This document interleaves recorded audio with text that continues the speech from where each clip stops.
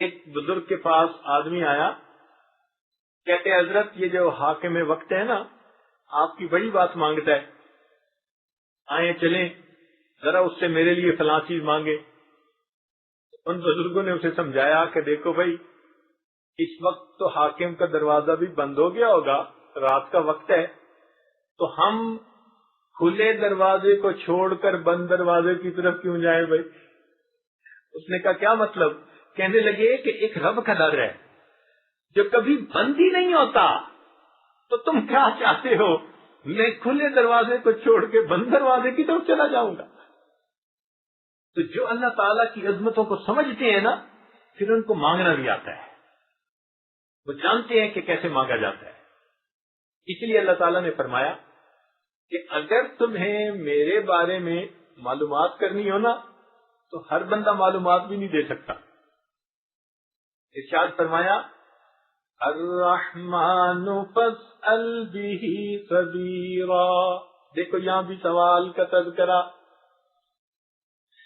الرحمن فاسأل به خبیرا، رحمان کے بارے میں کسی جاننے والے سے پوچھو، انجان سے مت پوچھنا، اس کو کیا پتا وہ کتنا کریم ہے، وہ کتنا رحیم ہے۔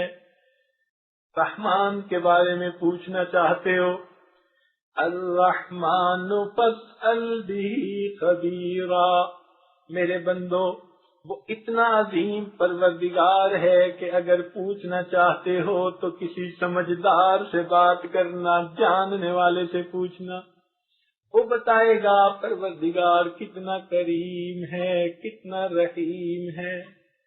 تو اللہ رب العزت تو چاہتے ہیں کہ میرے بندے میرے بارے میں پوچھیں، ان کو پتہ چلے میری عظمتوں کا، اور پھر یہ بندے مجھ سے مانگے۔ اللہ اکبر، جو پروردگار اتنا کریم ہو کہ دوسروں کو منع فرما دے کہ تم مانگنے والے کو جھڑکی نہ دینا۔ چنانچہ قرآن مجید میں کیا ارشاد فرمایا؟ فرمایا وَأَمَّا السَّائِلَ فَلَا تَنْهَرْ، کہ آپ سوالی کو انکار نہ فرمائیے، جھڑکی نہ دیجیے۔ اب سوچئے کہ جو پروردگار دوسروں کو حکم فرما رہا ہے کہ آپ مانگنے والے کو انکار نہ فرمائیے، جھڑکی نہ دیجیے، تو جب کوئی اس کریم پروردگار سے مانگے گا، اللہ تعالیٰ اس کو کیسے محروم فرمائے گا؟ اللہ اکبر، وہ تو بڑا کریم آقا ہے، وہ تو دیتا ہے اور بندے کی امیدوں سے بڑھ کے دیتا ہے۔ انسان اللہ تعالیٰ سے مانگے، ہر ضرورت مانگے، اللہ تعالیٰ اس کی ہر ضرورت کو پورا کرتے ہیں۔ وہ تو خوش ہوتے ہیں کہ میرا بندہ مجھ سے مانگنے کے لیے آیا، میرے دروازے پر آیا مانگنے کے لیے، اس کو پتا ہے کہ کوئی اس کا بھی رب ہے، اس کا پالنے والا ہے۔ اس بات پہ رب کریم خوش ہو جاتے ہیں۔ چنانچہ اللہ تعالیٰ کی شان عطا کا کیا کہنا کہ اللہ تعالیٰ کہ محبوب صلی اللہ علیہ وسلم نے اللہ تعالیٰ کی دین کے بارے میں تفصیل بتائی۔ چھوٹی سی حدیث ہے جس میں فرمایا من لم يسأل اللہ یغضب علیہ، جو بندہ اللہ سے نہیں مانگتا اللہ رب العزت اس بندے سے ناراض ہو جاتے ہیں۔ دنیا والوں سے مانگو تو وہ ناراض، وہ کتنا کریم پروردگار ہے کہ اگر کوئی اس کے در پہ آ کے نہ مانگے، رب کریم نہ مانگنے والے سے ناراض ہو جاتے ہیں۔ من لم یسأل اللہ یغضب علیہ، جو اس رب کریم سے نہ مانگے گا اللہ تعالیٰ اس بندے سے ناراض ہوں گے۔ اور پھر مانگے اور واقعی اخلاص کے ساتھ مانگے، اللہ تعالیٰ عطا فرما دیتے ہیں۔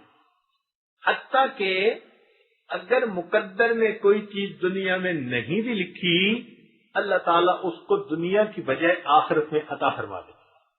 چنانچہ حدیث پاک ہے، سنیے اور ذرا دل کے کانوں سے سنیے کہ نبی علیہ الصلوۃ والسلام نے ارشاد فرمایا من سأل اللہ الشہادۃ بصدق، جو اللہ تعالی سے شہادت کی موت سچائی دل کے ساتھ اخلاص کے ساتھ مانگے، بلغہ اللہ منازل الشہداء وان مات علی فراشہ، اگرچہ وہ بندہ اپنے بستر پر مرے گا، اللہ تعالیٰ قیامت کے دن شہداء کی قطار میں کھڑا فرما دے گا۔ اور جو چیز مقدر میں نہیں بھی لکھی، دنیا میں اگر نہیں ملے گی، رب کریم اس سوال کو ادھورا نہیں چھوڑیں گے، دنیا میں نہیں تو آخرت میں ضرور عطا فرمائیں۔ تو جب ملنا ہی ہے اس در سے مانگنے والے کو، تو بھئی مانگنے میں کمی کیسی؟ اس لیے عزیز دوستو، ہمیں اللہ تعالی سے جتنا مانگنا چاہیے ہم مانگتے نہیں ہیں۔ آج دیکھیں نماز پڑھ کے 15 سیکنڈ کی دعا، آدھے منٹ کی دعا۔ اب آدھے منٹ کی دعا میں ہم نے کیا مانگا اللہ سے؟ بھائی ہمارے اکابر مستقل عمل سمجھتے تھے اس دعا مانگنے کو۔ نبی اسلام نے فرما دیا الدعاء مخ العبادہ، کہ دعا تو عبادت کا مغز ہے۔ رات کو تہجد پڑھتے تھے اور اللہ تعالی سے مانگتے تھے۔ وہ جانتے تھے کہ رات کو اللہ رب العزت کی طرف سے ایک خصوصی دینے کا دروازہ کھول دیا جاتا ہے۔ چنانچہ حدیث پاک میں آتا ہے ایک فرشتہ تہجد کے وقت اعلان کرتا ہے هل من سائل فأعطی له، ہے کوئی سوال کرنے والا کہ جس کو عطا کر دیا جائے؟ ہم تو مائل و کرم ہیں، کوئی سائل ہی نہیں، راہ دکھلائیں کسے راہ رو منزل ہی نہیں، طور تو موجود ہے موسیٰ ہی نہیں۔ تو اللہ تعالیٰ تو دینا چاہتے ہیں، مگر وہ دینے والے اعلان کروا رہے ہیں اور لینے والے لمبی تان کے سو رہے ہوتے ہیں۔ اور جب صبح اٹھتے ہیں تو کہتے ہیں جی کہ یہ پریشانی ختم نہیں ہوتی، یہ ختم نہیں ہوتی، یہ ختم نہیں ہوتی۔ تو بھائی اس وقت کہاں تھے جب ادھر سے آوازیں دلوائی جا رہی تھی کہ مانگنے والوں تم اپنی درخواستیں پیش کرو، عطا کرنے والا تمہارے امیدوں سے بڑھ کر تمہیں عطا کر دے گا۔ تو سچی بات تو یہ کہ ہم جو یہ کہتے ہیں نا جی یہ نہ ملا وہ نہ ملا، یہ ہم خواہ کی شکایت کرتے ہیں، ہم الزام ان کو دیتے تھے، قصور اپنا نکل آیا۔ ہم مانگنے کے ڈھبتے مانگتے ہی نہیں ہیں، مانگتے رہیں امید کے ساتھ، پھر دیکھیں اللہ تعالیٰ کیسے در کھولتے ہیں، کیسے اللہ تعالیٰ مشکلوں کو آسان کر دیتے ہیں۔ اس کی رحمت کی ایک نظر ہماری مشکلات کی سب جو ہے مشکلات وہ ختم ہونے کا ذریعہ بن جائے گی۔